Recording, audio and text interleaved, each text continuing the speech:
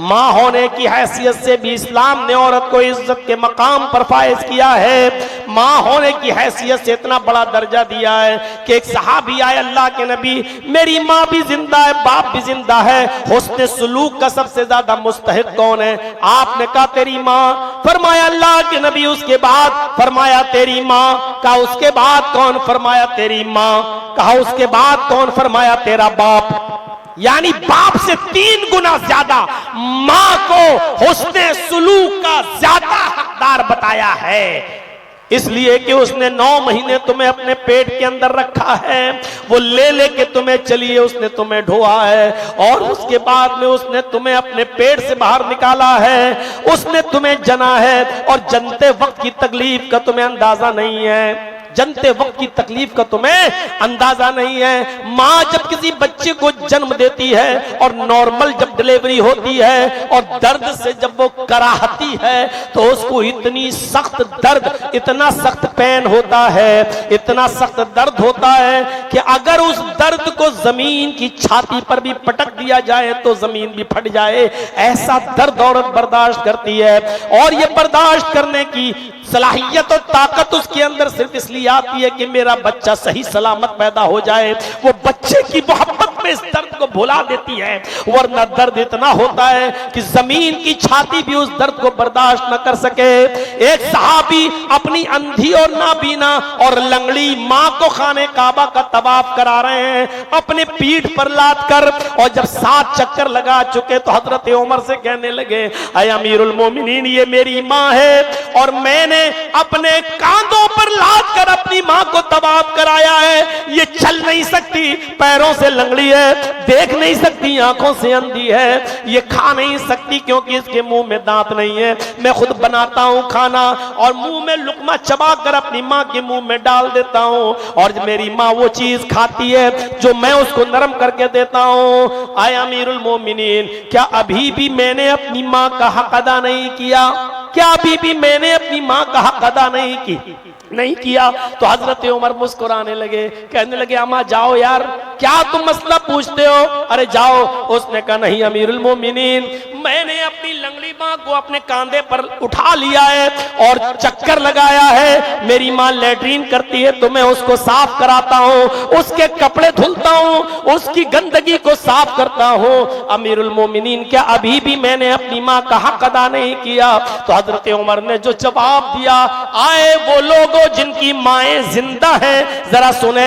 हजरत उमर ने जवाब दिया, तुम अपनी मां के हक की बात करते हो, अरे तुमने तो अपनी मां की अभी उस आह का भी हक अदा नहीं किया।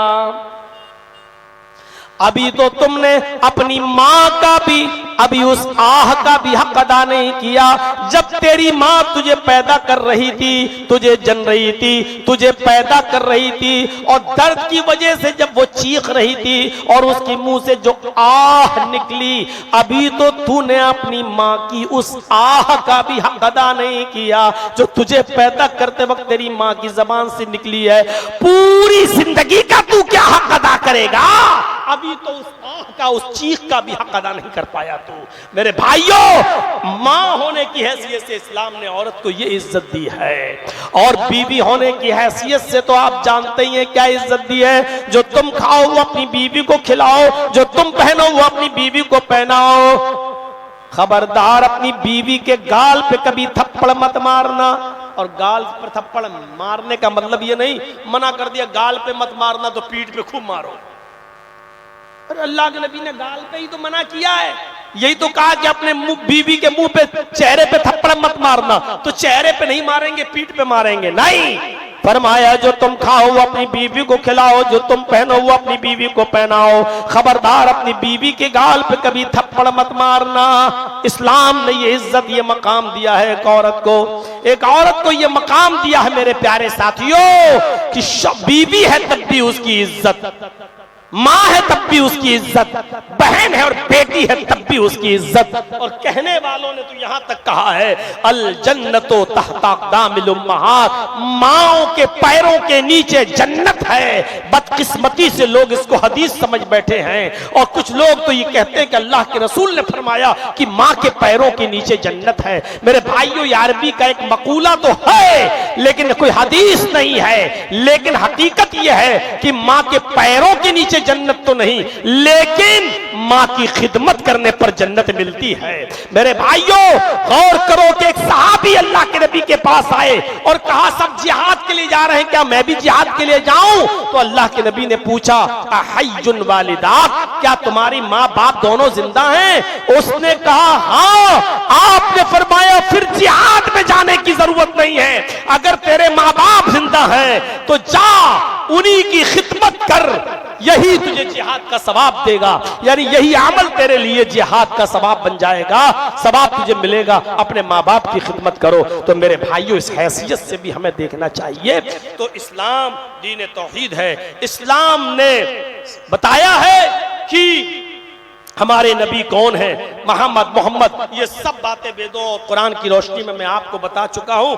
मेरे भाइयों, अब मेरी गुजारिश है आपसे, मैं जानता हूं कि रात के 3 बज चुके हैं और यह भी जानता हूं कि आप मगरिब के बाद से और इशा के बाद से बैठकर इतनी रात तक आप बैठे हुए हैं, अब तक दिल जमई के साथ। लेकिन आप ये भी जानते हैं कि ये जो जलसा हो रहा है वो मदरसे के ताउन के लिए हो रहा है और आप ही लोगों के ताउन से मदरसे चलते भी हैं।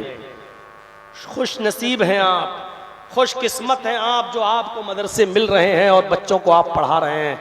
अल्लाह की कसम, जरा हम उत्तर प्रदेश वालों से पूछो, यूपी वालों से पूछो, योगी की दरखास्त लगी हुई है सुप्रीम कोर्ट में कि इन मदरसों को बंद किया जाए और हम मदरसों को बंद करने की प्लानिंग कर चुके हैं। वो तो अलग बात है कि सुप्रीम कोर्ट से राहत मिल गई, लेकिन कल फिर कोई जुल्म और सितम का पहाड़ तोड़ा जा सकता है। यूपी के मदरसों पर किस तरीके से गवर्नमेंट की गलत नजरें हैं। आप खुश नसीब हैं कि आजादी के साथ मदरसे चला रहे हैं, कोई पूछने वाला नहीं है, लेकिन ये मदरसे आपके ताउन से चल रहे हैं। मैं 10 मिनट के लिए आपके सामने यहां मौजूद हूं और बैठा हुआ हूं और मैं ये देखना चाहता हूं कि आपने सबके हाथ में आपने देकर मदरसे का ताउन किया है। आप मेरे हाथ में कितना देते हैं और आपको मुझसे कितनी मोहब्बत है, मैं थोड़ा सा आपका जायजा लेना चाहता हूं और आपको देखना चाहता हूं कि आप कितना मेरे हाथ पर देके इस मदरसे का ताउन फरमाते हैं। याद रखिएगा, अल्लाह की राह में देने से कमी नहीं आती है। इंशाअल्लाह जितना ज्यादा आप अल्लाह की राह में खर्च करेंगे, अल्लाह इजाफा फरमाएगा। एक कुतिया 10-10, 12-12 बच्चे देती है, लेकिन कुत्ते दिखाई नहीं देते हैं, काटे भी नहीं जाते हैं। एक बकरी 2 बच्चे देती है और वो कितने रोज काटे भी जाते हैं और खाए भी जाते हैं, और फिर भी देख लो कि कितने दिखाई देते हैं। और कुर्बानी के सीजन में देख लो आप, पहले से दुगनी तादाद में फिर पैदा हो जाते हैं। यानी जो चीज जितनी ज्यादा खर्च होती है उतना बढ़ती भी है। आप अल्लाह की राह में जितना खर्च करेंगे, अल्लाह आपको उतना ही ज्यादा इजाफा देगा। आप अपनी इस्तिताअत के मुताबिक, अपनी हैसियत के मुताबिक आप लाइए, मेरे हाथ में दीजिए। जिस नीयत के साथ आप देंगे आपको सवाब मिलेगा। माँ बाप के लिए, अपने लिए, बच्चों, जिसको भी सवाब पहुंचाना चाहते हैं दिल में नियत करिए, अल्लाह आपको इसका अजर अजीम अता फरमाएगा।